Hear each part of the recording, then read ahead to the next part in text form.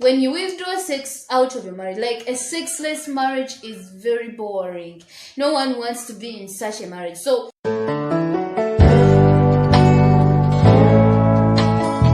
everyone in this world desires to have a good marriage. No one wants to be in a bad marriage where there are fights, there is no joy, no peace. I don't think there's anyone like that. But however, there are some mistakes that we do that can ruin our marriages, that can even make a healthy marriage so bad. So in today's video, I'm going to share with you mistakes that we make in marriages and they become bad.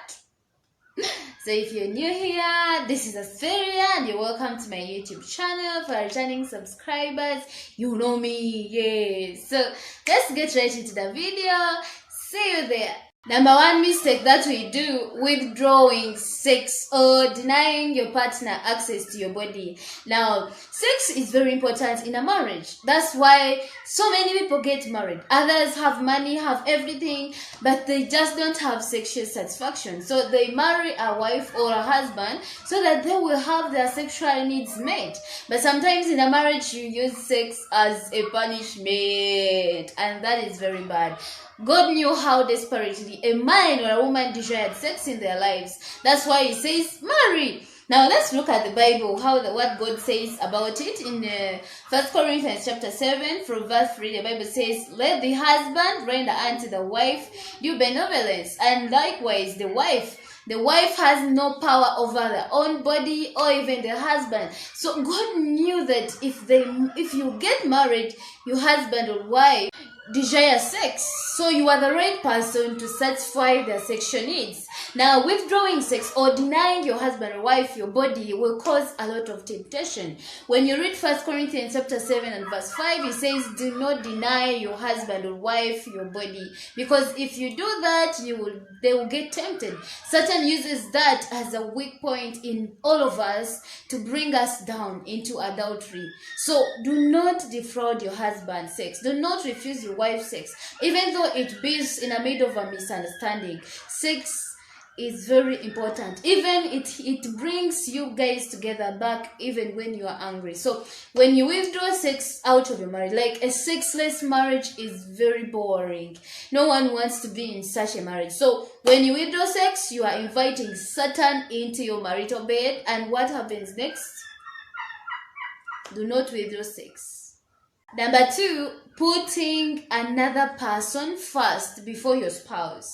Like some people take their parents first before their wives or their husbands, their children. You find they have priorities and you neglect your spouse. It is a very big mistake. Now, God knew how desperately a couple needed to be together in marriage. That's why in the Bible it says, therefore, in Genesis chapter 2 and verse 24, he says, therefore shall a man leave his father and mother, and shall cleave to his wife, and they two shall be one flesh. He did not say that therefore shall a man carry his mother and father, or carry his children, or carry his siblings into their marriages. He said a man shall cleave unto his wife. So before any other person, it is your spouse. Your spouse should be number one. But so many times we withdraw them, we go away from them, we don't prioritize them, and it's a bad mistake that can ruin a marriage, because your partner will spend their times complaining and there will not be happiness in your home. So it is God's will that you prioritize your husband, you prioritize your wife. You know, God is number one in your life, and then your spouse. There should never be anyone before your spouse, because you people are one flesh. The children came later, so they are number two. Your parents also have their spouses. So please, prioritizing your wife or your husband is good, but if you put other people before, it's going to cause havoc in your marriage. Be very careful. Another mistake that can ruin a marriage is cheating. Number 3, cheating. What? You know, there are so many people that think cheating is normal, and you find that they are texting, they are calling other people, even in the presence of their wives or their husbands. It is very dangerous because it kills someone's feelings for you. It makes someone insecure. You know, when you cheat, sometimes you get diseases and you bring them into marriage. A healthy marriage turns into a bitter marriage. Cheating makes you be in a competition, and you have to know that you can never give your best to your spouse if you're cheating on them, because your mind will be divided, thinking about the other person, thinking about this one, thinking on how to hide messages, how to delete them, how to, you cannot have peace every time you're cheating. Much as it's going to satisfy part of your body, but it will not give you total peace. So cheating breaks a marriage. Look at the Bible in Proverbs chapter 6 and verse 32. It says, "But whoso committeth adultery with a woman lacks understanding." A person who goes out in adultery, Bible says, is a foolish person. Is actually doesn't have sense. He lacks knowledge, he lacks wisdom, he lacks understanding. Now, is this the type of guy, the type of woman that you want to live with? When you go out to cheat, the Bible continues to say that one who cheats destroys their own soul. Maybe you get a disease out there and you bring it into your family. It kills you, and you leave your children when they are orphans. So be very careful. Cheating ruins a healthy marriage, turns marriage into a bad one. Don't cheat your spouse. For failure to forgive. In marriage, sometimes your husband hurts you, and it's common, or your wife hurts you, because you married people who are not perfect. So things are going to happen that they will hurt us. So when you keep those hurts in your heart, you become so bitter.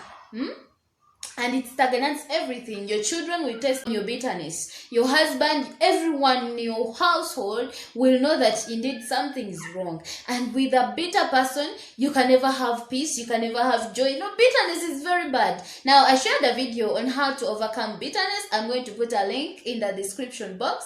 Go and watch it. If you feel bitter, like you don't have energy, you don't feel like forgiving, go and watch it. Tips are going to help you, because failure to forgive ruins your marriage. The Bible says in 1 Corinthians chapter 13 and verse 4, it says, "Love suffereth long." Like, love is patient, and you cannot be patient with a person who only does good things.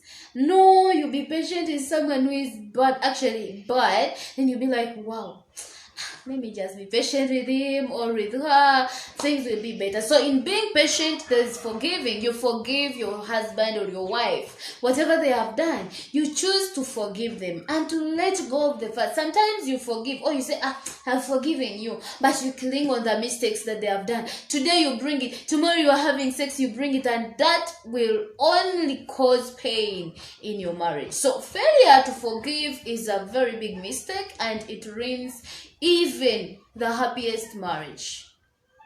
5, failure to pray. The devil hates happy marriages, hates happy people. His desire is to see us in misery. So we have to be very careful. Every time we don't pray, he gets chance into our marriage, he gets chance into our bedrooms, he gets chance into our lives. So in prayer, we tell God about our marriages, about the challenges that we go through in our marriages, and God gives us his grace to go through them. So when you fail to pray, you are inviting Satan in your marriage, Satan in your lives, because the Bible says in 1 Peter chapter 3 says, "Be sober, be vigilant," because the devil, your adversary, as a roaring lion, moves around seeking for who to devour. So he looks for marriages to break down. He looks for happy people to make them bitter, to make them sad. So be very careful, and you have to resist him by prayer. In Ephesians chapter 6 and verse 11, God tells us to put on the full armor of God, so that we may be able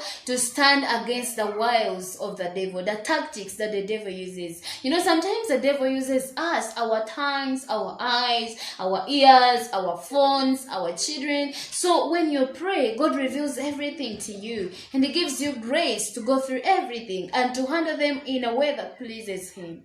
So prayer is very important. Failure to pray makes your marriage stand on a very weak foundation, and anytime wind will come and blow it away, it will not stand. Be very careful. Failure to pray breaks even a good marriage. Thank you so much for watching this video.